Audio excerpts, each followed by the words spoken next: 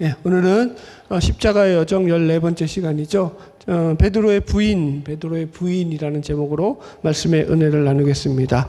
오늘 본문 말씀은 베드로가 예수님을 3번 부인하는 장면입니다.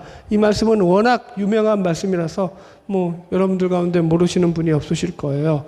베드로는 예수님의 제자 중에서도 그래도 예수님께서 가장 아끼셨던 제자 가운데 하나죠. 그래서 예수님의 수제자라는 그런 별칭을 얻을 만큼 예수님께 충성하고 예수님의 사랑과 총애를 받았던 그런 제자였음에도 불구하고 오늘 식으로 말하면 교회에 가장 열심 내고 충성하는 그런 성도였던 거죠. 그런 신자였음에도 불구하고 지금 실패하고 마는 거죠. 어떻게 보면은. 그래서 이 예수님을 따르는데 실패한 이 베드로의 모습은 베드로의 실패만이 아니라 사실은 곧 우리들의 실패이기도 한 거예요.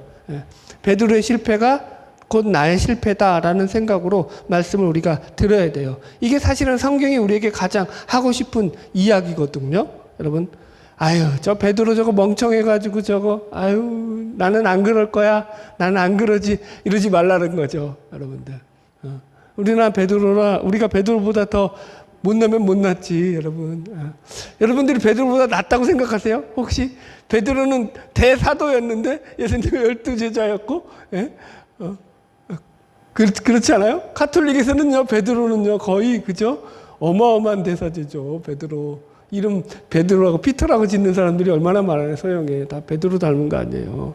여러분, 이렇게 예수님의 수제자였던 베드로가까지도 무너졌는데 나는 안 무너질 거야 라고 생각하는 게 사실은 영적 교만이고 오만이에요. 그러지 않아요. 그래서 우리가 성경을 볼 때 성경을 가장 잘 보는 방법이 있어요. 여러분들이 성경을 가장 잘 보고 읽고 싶잖아요. 그럼 어떤 시각을 가지고 성경을 보면 되냐면은 이 성경을 볼 때 모든 악하고 비열하고 배신하고 뒤통수 치고 죄 짓는 그런 어떤 이 악당들이라든가 그런 자들의 모습에 자기를 대입시켜서 성경을 보면 가장 성경을 잘 읽게 돼요.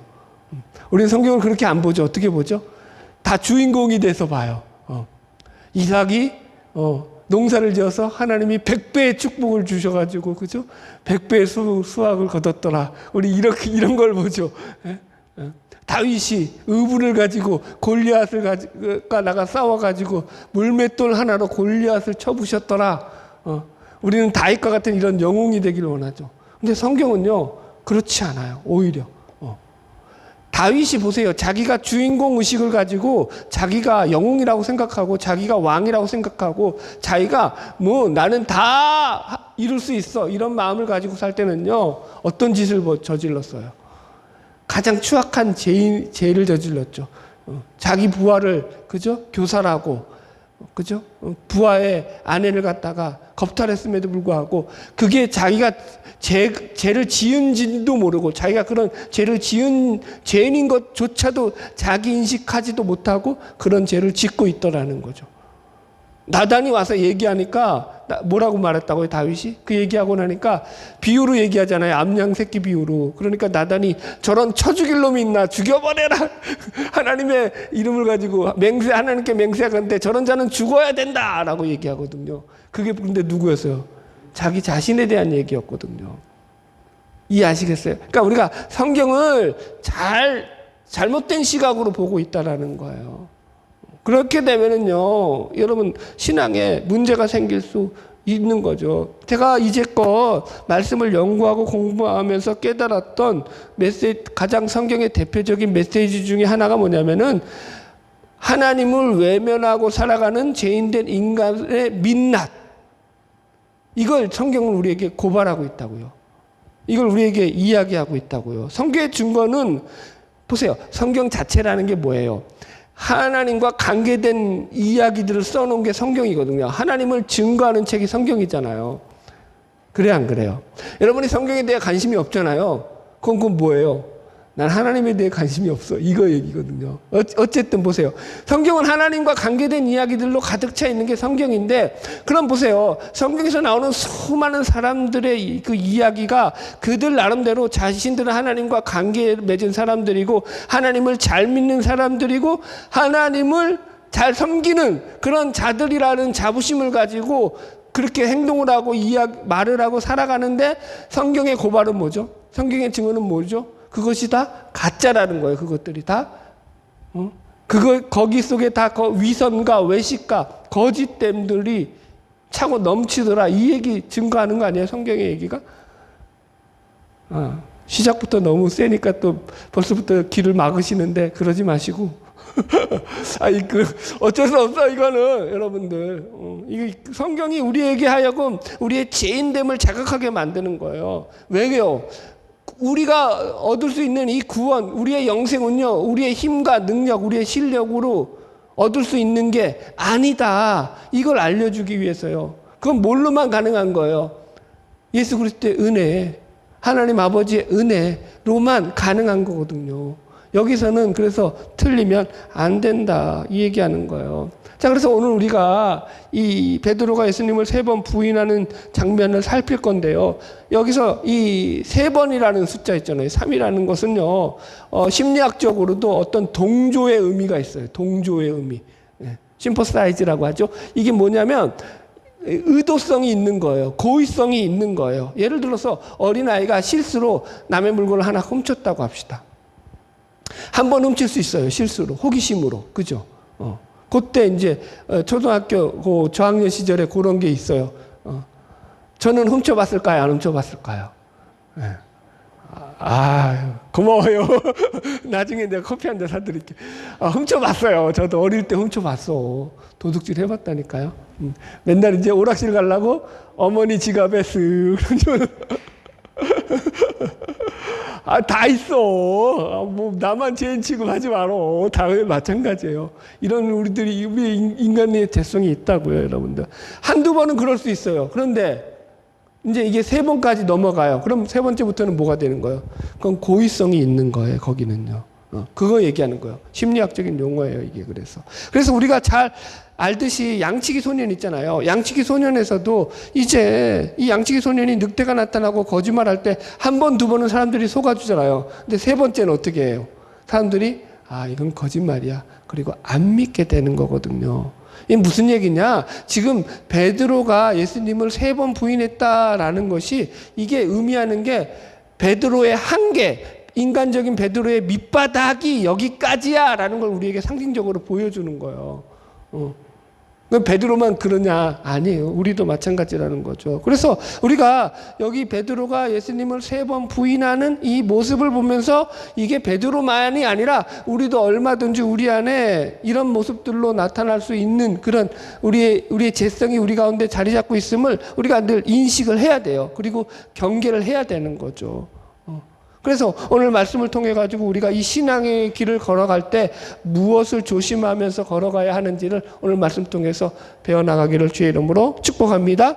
이제 첫 번째 서론 끝났고요. 말씀 읽으면서 본문 들어가 볼게요. 마태복음 26장 69절 같이 읽을게요. 시작. 베드로가 바깥들에 앉았더니 한 여종이 나와 이르되 너도 갈릴리 사람 예수와 함께 있었도다 하거늘. 여기서 이제 베드로를 이제 추궁하는 이 여종은요, 요한복음에 보면은요, 이 요한의 요청에 의해 가지고 베드로를 가야바의 집으로 들어올 수 있도록 문을 열어줬던 그런 여종이라고 나와요. 영어로 보면 그냥 걸이에요. 여자 하인 종. 그러니까 어린 소녀예요, 소년. 그러니까 권력이 있고 힘이 있고 그런 존재가 아니에요. 하인 중에서도 어떤 존재예요? 제일 거기 속에서 하인 중에서도 힘이 있는 하인, 그 다음에 중간 하인들, 그 다음에 밑에 급의 하인들이 있으면은 어디 급이에요? 이 소녀는 밑에 급이에요. 아무런 영향력과 힘이 없는 거예요. 그냥 말로 그냥 이렇게 얘기한 거예요. 자, 그런데 재밌는 것은 베드로가 이 일이 일어났던 때를 어떻게 성경이 표현하냐면은 바깥들에 앉았더니라는 말로 마태복음이 시작해요. 그런데 재밌는 것은요, 요한복음은 그렇게 말하고 있지 않아요. 요한복음서는 베드로가 이 대제사장의 집에 들어가서 처음에는 서 있었다라고 나와요. 여기서는 앉아 있었다.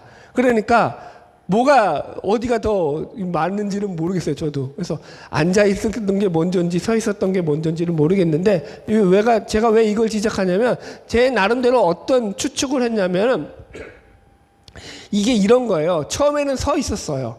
경계를 하고 조심을 해야 되잖아요. 처음에는 눈치를 살펴야 될 거 아니에요. 분위기가 어떤지 지금 예수님이 붙잡혀 들어갔으니까. 그래서 서 있다가 이게 저녁이니까 거기는 이제 지역적으로 춥거든요. 밤에. 그러니까 불을 막 피워가지고 불을 사람들이 쬐고 있으니까 눈치를 보니까 이제 어느 정도 긴장감이 풀린 거죠. 사람들이 이제 경계를 안 하는 거예요, 자기 의식을 안 한 거예요. 그래서 추위를 녹이려고 어느 틈엔가 서 있던 베드로가 어떻게 되겠어요? 불 쪽으로 가서 앉아서 불을 쬐는 거죠. 그러면 어떤 일이 발생할까요? 불을 쬐자 멀리서 서 있을 때는 베드로의 얼굴이 불에 의해서 안 비춰지잖아요. 안 드러났잖아요. 그러다가 불 가까이 이동하니까 그 안 비치던 베드로의 얼굴이 사람들의 눈에 확 들어오게 된 거죠. 그래서 이제 이 베드로를 추궁하는 일이 발생하게 된 거거든요. 제가 추측한 거예요. 이게 맞다 틀리다는 저도 몰라요. 그냥 그렇다라고 생각한 거고. 그래서 지금 결국 베드로는 앉지 말아야 할 자리에 앉음으로 인해서 예수님을 부인하는 지경에까지 이르렀다라는 게 대부분 주석들이 이야기하는 내용이거든요. 그래서 제가 이제 여러 가지 주석들과 강해집을 찾아봤는데, 예를 들어서 제임스 몽고메리 보이스 목사님이라고 꽤 유명한, 이분도 꽤 유명한 목사님이신데, 이분의 주석이 강해집이라든가 매큐엘리 주석이라든가 이런 걸 보고 다른 주석들도 참조해를 보는데, 다 여기서는 뭐라고 말하냐면은 일관적인 의견들이 이 베드로가 앉지 말아야 될 자리, 가지 말아야 될 자리에 갔기 때문에 이 사달이 벌어진 것이다 라고 그렇게 주석을 달아놨어요. 그러니까 베드로는 제약된 자리에 들어가지 말아야 되는데 들어간 것이다 라고 이야기를 하더라는 거예요. 그래서 제가 이 부분에 정리하면서 내린 결론이 뭐냐면 인간은 환경의 동물이고 상황의 동물이다 라는 거예요. 이제 예를 들게요. 이제부터 잘 들으세요. 오늘날에도 이런 일이 어떻게 벌어지냐면은 인간은요 환경적이고 상황적인 동물이라는 게 뭐냐면 본래 인간 자체에 가진 본성은 뭐예요? 자기중심성이라고 했어요. 죄성이에요. 그것이. 그죠? 그래서 누구나 할 것 없이 그냥 그 삶을 그대로 내버려 두게 되면은 예수를 믿지 않고 살아가게 되면은요 그 인생 자연인의 상태에서 그 인생은 어떤 삶을 살아가냐면은 자기에게 유리한 환경, 자기에게 유리한 그죠? 조건, 상황을 그렇게 만들어 가려고 하는 삶을 살아요. 그죠? 왜 더 좋은 집을 살려고 해요? 우리가. 왜 더 좋은 차를 살려고 해요? 그 다 자기를 위한 거잖아요. 그런 거거든요. 지금 베드로도 마찬가지예요. 베드로가 지금 처한 환경이 어떤 환경이냐면은 이 자리는 다 어떤 자리예요? 예수를 죽이기 위해서 예수를 붙잡으러 갔던 자들. 그죠? 그 예수를 쫓아가서 붙잡아왔던 그 무리들, 예수의 적대적인 무리들이 모여있는 자리잖아요. 그럼 예수에게 호감을 갖고 있겠어요? 그 무리들이 예수에 대해서 반감을 가지고 있겠어요? 반감을 가지고 있겠죠. 만약에 그런데 그 무리 속에서 자신의 정체가 탄로나는 거예요. 혹은 자기가 아니야, 예수는 그런 사람이 아니야 라고 예수 편을 들었다고 합시다. 그럼 어떤 일이 발생할까요? 사람들이 저 인간 저거 뭐야 하면서 그죠? 오히려 화살이 자기에게로 집중되겠죠. 베드로가 그걸 염려한 거예요. 그러니까 이 상황 속에서 자기가 예수와 관계 있는 자라는 것이 탄로가 나면 상황이 안 좋아지면 안 좋아지지 더 좋아지지는 않겠다. 더 나빠지겠다라고 미리 지레짐작 추측을 한 거예요. 그래서 지금 예수님을 부인하는 지경에 이르잖아요. 자, 그런데 결과론적으로 우리 한번 생각해 보세요. 나중에 가면은 베드로가 예수의 제자라는 게 탄로가 나요, 안 나요? 탄로 났죠. 탄로 났는데 그럼 사람들이 베드로가 예수의 제자인 걸 알고 나서 베드로에게 무슨 해코지를 했다라는 기록이 있나요? 성경에?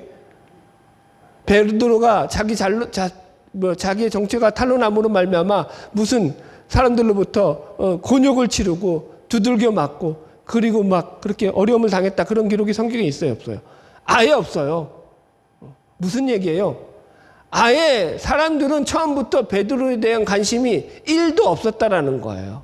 지금 하는 말들은 사람들이 그러니까 너가 그 사람과 함께 있었다라고 하는 말은 그냥 생각 없이 그냥 던지는 말이에요. 사람들의 입장에서는요. 누가 찔린 거예요? 베드로 본인이 스스로에게 자기가 자기에게 찔린 거죠. 이걸 전문 용어로 설레발이라고 해요. 설레발. 지금 베드로는 지레짐작 자기가 당할 어떤 그 안 좋은 그런 것들에 대해서 자기 머릿속으로 설레발을 친 거예요. 그리고 미리 편견을 가지고 어떤 결정을 해놓고는 예수를 부인하게 되더라라는 거예요. 뭐 때문에? 환경 때문에, 상황 때문에. 이게 보통 인간들이 가지고 있는 처세술이라는 거죠. 제가 왜 이야기하겠어요? 조심하라고요. 예수를 믿는 거는요, 보세요. 신앙이라는 것은요, 상황적이지 않고 환경에 끌려가지 않아요. 이건 경험이에요. 제 경험이에요. 믿음이 약할 때는요, 상황과 환경에 끌려가요. 우리의 믿음이 약할 때는요. 그러나 믿음이 강해지잖아요. 신앙이 올라가게 되면은 상황과 환경을 넘어서 예수 그리스도가 우리와 함께 동행함에 대해서 기쁨을 가지고 삶이 훨씬 더 풍요로운 삶으로 발전하게 되는 거죠. 할렐루야. 자, 70절 넘어갈게요. 같이 읽읍시다. 시작. 베드로가 모든 사람 앞에서 부인하여 이르되 나는 내가 무슨 말을 하는지 알지 못하겠노라 하며. 예. 그러니까 여기서 우리가 베드로의 심리를 좀 이해해야 돼요. 이게 그냥 베드로 이 죽일로 미루지 말고 베드로가 왜 이렇게 예수를 부인하는지에 대한 부분들을 잘 심리적인 분석을 해야지만 우리도 거기에 똑같은 잘못을 안 저지르고 살려고 몸부림치는 삶을 살게 되지 않겠느냐라는 거예요. 보세요. 베드로는요, 방금 전까지 어떤 일을 벌인 사람이냐면은 예수님을 붙잡으러 왔던 그 무리들을 향해서 칼을 휘둘려가지고 말구의 길을 자른 사람이란 말이에요. 예수를 위해서는 자기 목숨까지 내놓겠다라고 다짐했던 사람이란 말이에요. 대단한 결단과 결심 아니에요? 그죠? 의지의 한국인은 아니죠. 의지의 유대인이었단 말이에요. 그런 그 의지의 유대인이요, 지금 한순간에 확 무너져 버린다라는 거예요. 제가 지난주에 왜 무너졌는지에 대한 배경 설명 잠깐 했잖아요. 지금 베드로가 예수님을 따르는 것이 멀찍이 따랐다. 이건 예수님과 동행한다는 의미가 아니라 예수님을 미행한다는 의미라고 했어요. 멀찍이 따랐다고요. 도망칠, 그죠? 길을 보고 쫓아가는 거예요. 따라가다가 상황이 여의치 않다, 그리고 안 좋다 그러면은 36개 7, 주량량 7, 마음을 가지고 지금 예수님을 쫓고 있더라는 거예요. 그게 왜 그러냐면은 지금 이 베드로의 머릿속에 있는 가치관의 혼란 때문에 그래요. 가치관의 혼란. 가치관이 이게 정립이 안 된 거예요, 제대로. 여러분들. 이런 거예요. 보세요. 이 가치관이 깨끗하게 정립이 되어 있으면은요, 상황과 환경에 따라서 내 가치관이 흘리지 않고 내 생각이 흔들리지 않고요, 이 상황과 환경을 내 가치관에 따라서 내가 이 환경과 상황을 극복해 가는 삶을 살아요. 그러나 이 가치관이 정립이 안 돼 있잖아요. 생각이 정립이 안 돼 있잖아요. 그러면 어떻게 살까요? 상황과 환경이 어려워지면은 그 상황과 환경에 흔들려요. 당황하게 되죠. 그리고 그 상황에 끌려가는 삶을 산다고요. 이게 보통 일반적인 사람들의 삶의 모습이에요. 제가 이렇게 설명을 해볼게요. 우리가 열심을 가지고 특심을 가지고 교회를 열심히 섬기고 그래서 우리가 예수를 잘 믿는 것 같잖아요. 그러나 만약에 우리 가운데서 하나님의 은혜가 주어지지 않게 되잖아요. 그럼 어떤 일이 발생할까요? 그 어느 누구도 자신의 믿음을 장담할 수 없게 되는 거예요. 제가 요 작은 이 문맥 주제를 그래서 신자와 불신자의 차이는 종이 한 장 차이다.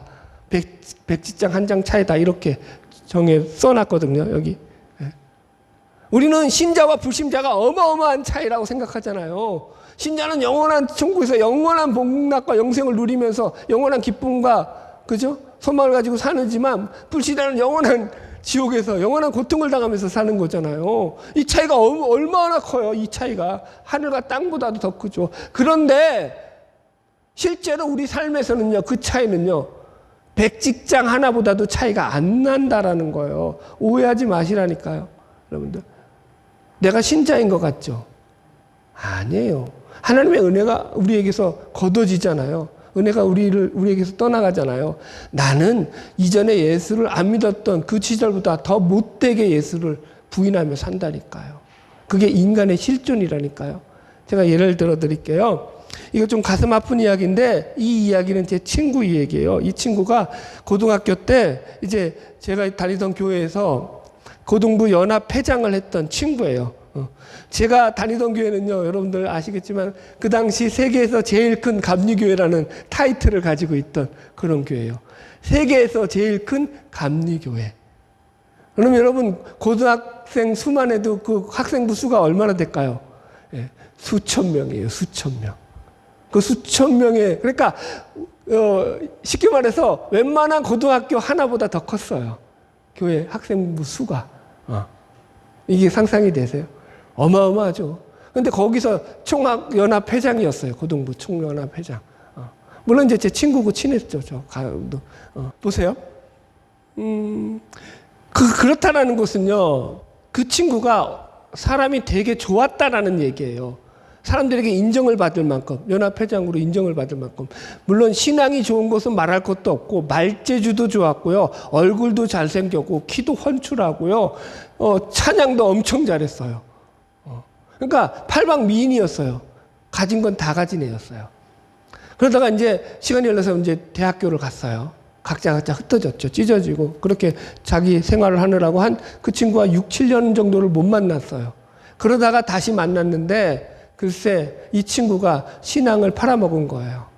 교회 안 나가는 거죠. 깜짝 놀랐어요. 그래서 야, 너 그렇게 좋은 믿음 다 얻다가 두고 이거 어떻게 된 거야? 라고 물었어요.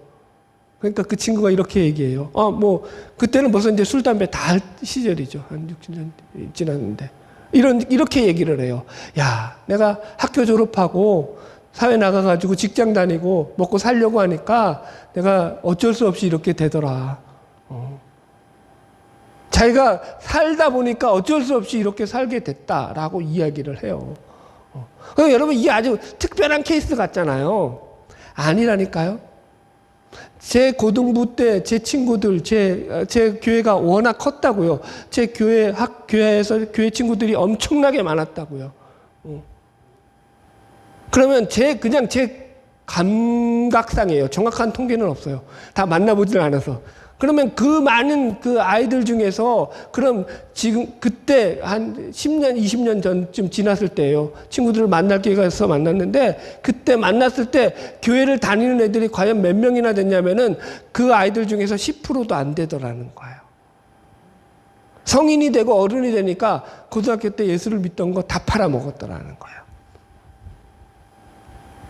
여러분 우리가 정말 열심히 믿는 것 같잖아요. 내가 주를 위해서 막 진짜 내가 열심히 정말 내가 주님 앞에 오늘 베드로가 이전에 했던 것처럼 내 목숨까지도 바쳐서 주를 섬길 것 같잖아요. 제가 늘 경고하죠. 장담하지 마세요. 장담하지 마세요. 여러분들. 세월이 흐르고 난 뒤에 내가 어떻게 변할지 몰라요. 우리의 신앙은 늘 두렵고 떨림으로 우리의 구원을 이루어가는 자리에 있다라는 걸 늘 유념하시고 믿음으로 살아가는 저와 여러분 되기를 주의 이름으로 축복합니다. 자, 우리 71절로 72절 읽읍시다. 같이 읽을게요. 시작. 안문까지 나아가니 다른 여종이 그를 보고 거기 있는 사람들에게 말하되 이 사람은 나사렛 예수와 함께 있었도다 하매 베드로가 맹세하고 또 부인하여 이르되 나는 그 사람을 알지 못하노라 하더라. 예. 이제 이 71절은요 시작이 안문까지 나아가니로 해요. 69절에서는 바깥들에 앉았더니로 시작했다고요. 그러다가 이제 안문까지 나아갔다는 거예요. 뭐예요? 이것도 환경적이라는 거예요. 무슨 얘기냐면 안문까지 나아갔다라는 것을 주석을 찾아보니까 이 안문이 바깥으로 나가는 그 문 앞을 얘기하는지 아니면은 이 대제사장 집이 워낙 크잖아요. 그러니까 안뜰과 바깥뜰 두 뜰이 있는데 그 두 뜰을 이어주는 중간 문인지 뭐 어느 문이었다라는 그런 것은 정확하게 알 수는 없어요. 그러나 그때 가야바의 집이 어땠는지 안 살아봤으니까 모르잖아요.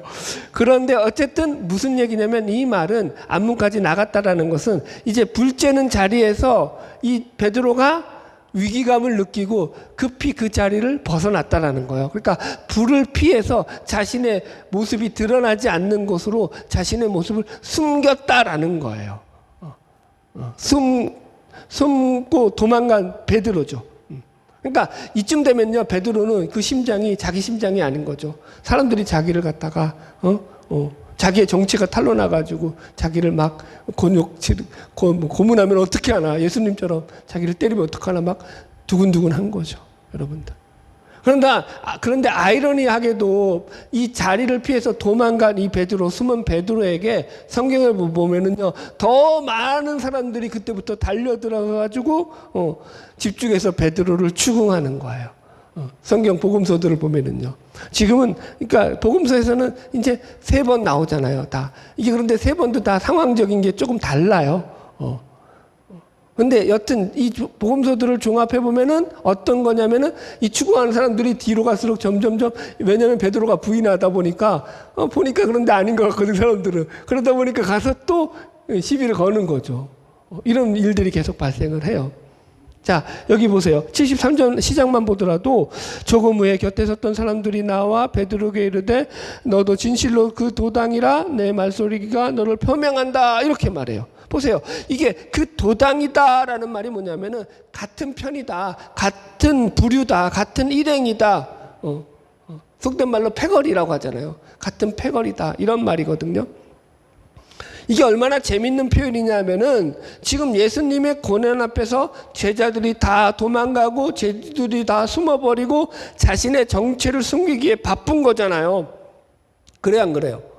지금 이 제자들은 예수와 같은 패라는 것, 같은 패거리라는 것이 들키지 않으려고 숨는다고요. 정체성을 숨긴다고요. 그런데 오히려 그 대적들에 의해서 하나님은 이들의 정체성이 드러나게 만드시는 거예요. 너가 그 도당이야, 너는 그와 함께 했던 자야, 라고 말입니다. 역으로 증거하게 하시는 거죠. 보세요. 상식적으로 생각하면은 이게 베드로의 성격은 다혈질이잖아요. 행동파잖아요. 베드로는 예수님의 제자들 가운데서 행동 대장이었잖아요. 심지어 예수님이 뭐 지시하지도 않았는데 지 마음대로 행동하고 예수님보다 더 앞서서 행동했던 자거든요. 그렇다면은 여기서 보세요. 베드로의 기질과 성격상 이런 일이 생겼을 때 베드로는 어떻게 나와야 돼요? 그래, 내가 예수의 도당이다. 그래, 어쩔래? 내가 예수의 제자다. 그래, 맞다. 그래서 뭐 어쩌라고? 무슨 말인지 이해하겠죠? 오히려 지금 이들의 질문에 대해서 베드로는요, 그동안에 이때까지 흘러왔던 베드로의 성격으로 보면은 더 당당하고 더 대담하게 자신의 모습을 드러냈어야 되는 거예요. 그런데 그런 당당하던 베드로의 모습이 여기서는 싹 사라져 버린단 말이에요. 그러면서 여기 보세요. 여기 72절. 베드로가 맹세하고 또 부인하여 이르되, 맹세하고 부인하는데 그냥 부인한 게 아니라 맹세까지 하면서 부인하더라니까요. 오리발 내미는 데서 이제 한 발 더 나간 거예요. 자, 보세요. 그럼 이 두 가지 모습 중에 어떤 모습이 진짜 베드로냐라는 거예요. 물론 둘 다 베드로죠. 둘 다 베드로인데 인간의 본질상 어디가 더 가깝냐고요. 여러분들 어떻게 생각해요? 설레발 치던 베드로? 물론 여기서도 설레발을 치죠. 오리발 내민 베드로? 저는 후자라고 생각해요. 후자. 여러분들 보세요. 여러분들 이게 진짜라니까요. 사람의 됨됨이가 언제 가장 정확하게 드러나게 되죠? 그 사람이 위기를 당할 때, 위급할 때, 어려움을 겪을 때 그 사람의 됨됨이가 드러나죠. 본질이 드러난다고요. 지금 여기서 이런 거죠. 그래서 성경에 이런 말씀들을 읽으면서 우리가 늘 깨달아야 되는 게, 여러분, 하나님의 은혜가 아니면 우리 힘으로는 아무것도 할 수 없는 존재임을 우리가 늘 명심해야 되는 거예요. 사람을 피할지라도 하나님을 피할 수 있다, 없다? 없다. 베드로가 지금 여종 아이의 말을 무시하고 도망치려고 했잖아요. 자기 생각에는 이거 별거 아니야. 자기 모습을 숨기면 얼마든지 위기를 모면할 수 있어 라고 생각했는데 숨으니까 사람들이 더 몰려오더라. 여기에 하나님의 메시지가 있죠. 그래, 네가 한번 숨어봐라. 네가 할 수 있으면 숨어봐. 숨을 수 있나 숨어봐. 아담이 선악과를 따먹고 하나님의 목소리를 듣자 두려워서 그죠? 나무 덤불 사이로 숨었단 말이에요. 숨으니까 하나님이 나와서 부르시죠. 아담아, 네가 어디 있느냐? 숨는다고 숨어지냐고요. 하나님 앞에서. 예. 여러분, 이게 부처님 손바닥이라는 말 있죠. 우리 속담 중에 부처님 손바닥이 아니라 누구 손바닥이에요? 하나님 손바닥 안에 있는 거예요. 보세요. 이 땅을 살아갈 동안에는요, 우리가 어찌저찌 해가지고 이 세상에서는 하나님을 피해서 숨어서 살 수 있다니까요. 하나님을 도망치고 하나님을 외면하면서 살아요. 그런데 죽고 나면 딱한 인생이에요. 죽었는데도 내가 하나님을 피할 거라고 생각해요. 제가 지난주에 들었던 따끈따끈한 재미있는 간증 하나 해줄게요. 이제 같이 일하는 분의 그 간증이에요. 그분이 이제 장례가 나서 친구분의 아버지 장례를 치르고 왔단 말이에요. 그런데 이게, 보통은 요즘은 화장이 대부분인데 이 부분이 매장을 한 거예요. 그래서 강원도까지 갔다 오느라고 제가 추가 근무를 해야 됐어요. 하여튼간, 그런 시간을 했는데 그분이 갔다 와서 이런 얘기를 하는 거예요. 매장을 했노라고. 왜 매장을 하게 됐냐면은 그 이제 죽는 고인이 살아있을 때 자, 나는 뜨거운 불이 싫다. 그러니까 화장 말고 매장해라. 유언을 남겼대요. 그래서 매장일을 찾아서 그런데 내가 보니까 예수 안 믿는 사람이죠. 자, 보세요. 그러니까 육신은 그죠? 뜨거운 불이 싫어서 화장 당하기 싫어서 땅에 묻혔다고 합시다. 그 영혼은요. 하나님 앞에 갔는데 그 영혼에게 남겨진 게 뭐죠? 여러분들? 낙원인가요? 음부인가요? 답이 나오지 않나요? 여러분? 너무, 그러니까 우리는요, 진짜 한 치 앞도 못 보고 살아가는 어리석은 존재라는 걸 늘 인식하셔야 돼요. 네. 자, 넘어갈게요. 73절 같이 봅시다. 시작. 조금 후에 곁에 섰던 사람들이 나와 베드로에게 이르되 너도 진실로 그 도당이라 내 말소리가 너를 포명한다 하거늘. 여기서 이제 결국 이 들통난 배경이 뭐라고요? 베드로의 말소리. 우리도 마찬가지잖아요. 사람이 말하는 거 들어보면은 사투리 있죠. 사투리 들으면 그 사람이 어디 사람인지 알죠. 저기 경상도 사람들 아주 그냥 그러니까 다른 데는 그래도 좀 숨겨져. 전라도 사람들은 그래도 잘 좀 서울 말씨를 따라요. 그런데 이 경상도 아래쪽 이쪽은 액센트가 너무 강해. 이 껴그마라고 하거든요. 전문 용어로 그죠? 됐다 마치아라. 밥 먹자. 액센트 자체가 워낙 강하다 보니까 이게 어디 가도 이 사람들은 경상도 사람인 거예요. 이게 티가 난단 말이에요. 지금 이 얘기인 거예요. 그죠? 나 경상도 사람 욕한 거 아니에요. 오해하지 마세요. 여러분들, 이 갈릴리 사투리가 확 티가 나는 거죠. 그러니까 사람들이 딱 듣고 네 말을 봐라. 네가 지금 그 예수 무리들이 하는 그 언어하고 똑같이 쓰고 있지 않느냐라고 하는 거예요. 그러자 74절 읽읍시다. 시작. 그가 저주하며 맹세하며 이르되 나는 그 사람을 알지 못하노라 하니 곧 닭이 울더라. 예, 여기서 이제 베드로가 예수님을 세 번째 부인하는 말씀이 나와요. 첫 번째는 그냥 부인했고, 두 번째는 맹세하고 부인했고, 세 번째는 저주하고 맹세하면서 부인했다. 이렇게 나와요.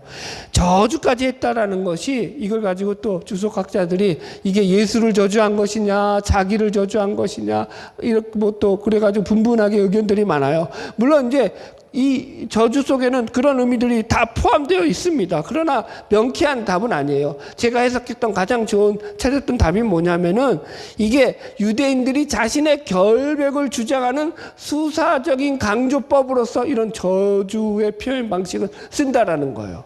근데 이게 이 유대인들만이 아니라 모든 나라에 다 있어요. 우리나라는 어떤 말이 있을까요? 이런 말이. 자신의 결백을 주장하기 위해서 하는 말. 저주하면서 하는 말. 야, 내 말이 틀리잖아? 그럼 내 손에 장을 지진다. 내가 내 손에 장을 지져. 그죠? 이 말이에요. 지금 이 표현이 그거예요. 진짜 손에 장 지진다는 거예요. 뭐예요? 아니, 자신의 결백함, 자신의 그 무함을 주장하는 표현이거든요.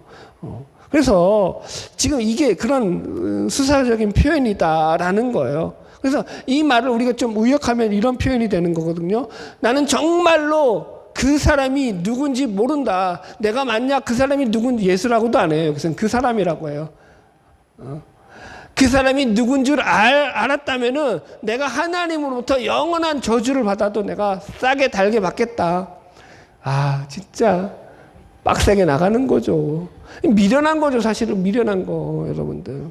그러니까 어떻게 보면은 지금 자신을 압박하고 있는 이 사람들의 추궁이 두려워서 자기의 영원한 생명을 내걸고 일시적인 그 자신의 안정, 그죠? 자신의 그 어떤 신변의 그 편함을 추구하기 위해서 자신의 영혼을 팔아먹고 있는 미련한 짓을 하고 있더라는 거죠. 이게 인간이라는 거예요, 여러분. 베드로만 그러냐? 아니라고요. 늘 얘기하잖아요. 우리도 그렇다고요.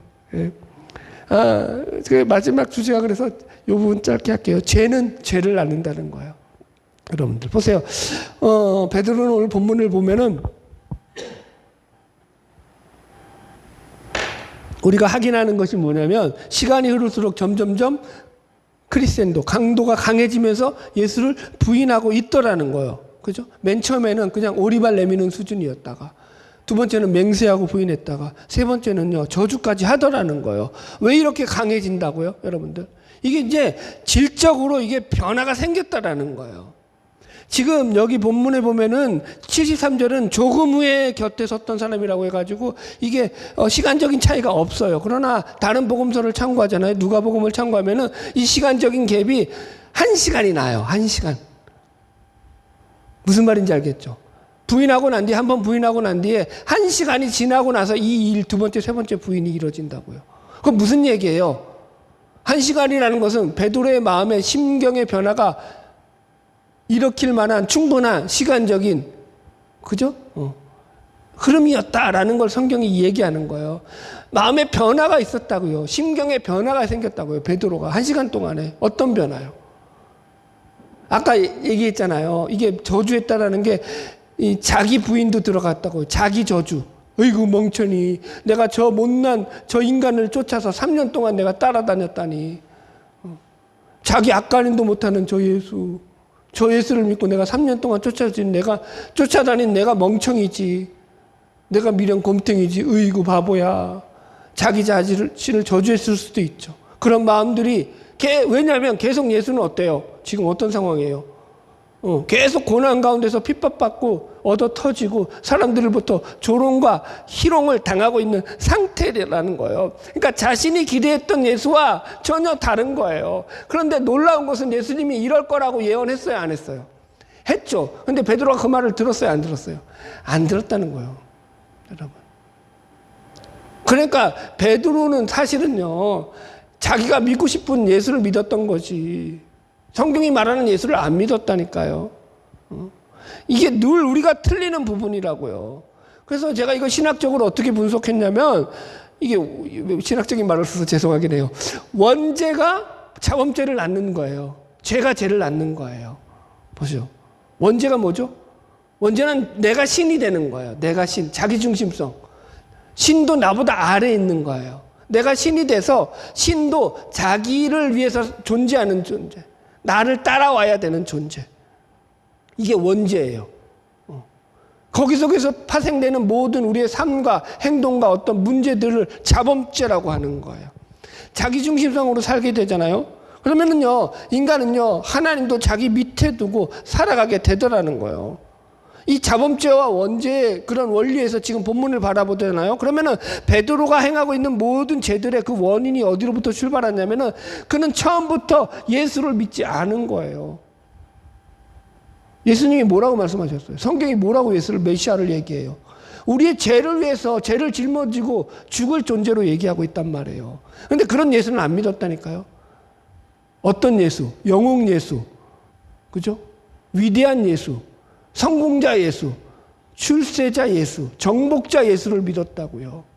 자기가 믿고 싶은 예수라고요. 그러니까 한마디로 예수를 자기 성공의 도구로 생각하고 믿고 따랐던 거예요. 그게 그 토대가 확 무너지니까 다 무너져 내리는 거거든요. 자범죄들이 그냥 뭐 한두 가지가 터져 나오는 게 아니죠. 이게 원죄와 자범죄의 연결점이라는 거예요. 결론 들어가겠습니다. 75절. 사실은 이거 한 절만 가지고도 사실은 1시간 할 것 같은데, 그러면 또 여러분들이 괴로울 것 같으니까 그냥 짧게 하고 끝낼게요. 75절 읽을게요. 시작. 이에 베드로가 예수의 말씀에 닭 울기 전에 내가 3번 나를 부인하리라 하심이 생각나서 밖에 나가서 심히 통곡하니라. 자, 이제 결국은요, 예수를 부인하던 이 베드로가 심히 통곡했다라는 거예요. 닭 울기 전에. 왜냐하면 예수님께서 너 닭 울기 전에 3번 나 부인할 거야 라고 미리 예언해 주셨거든요. 이제 예수님의 말씀이 생각난 거예요. 그러니까 지금 이 뭐라 그럴까요? 마태복음이나 이 마가복음이나 이런 것들은요, 좀 더 여기에 좀 뭐랄까요? 어떻게 보면은요, 이 정확한 색깔이 없어요. 그런데 다른 복음서에서는요, 이 부분이 좀 더 누가복음도 그렇고 색깔이 아주 정확하게 나와요. 이 베드로의 통곡이 어디로부터 시작하냐면 예수가 그를 바라봤다라는 기록이 남아 있어요.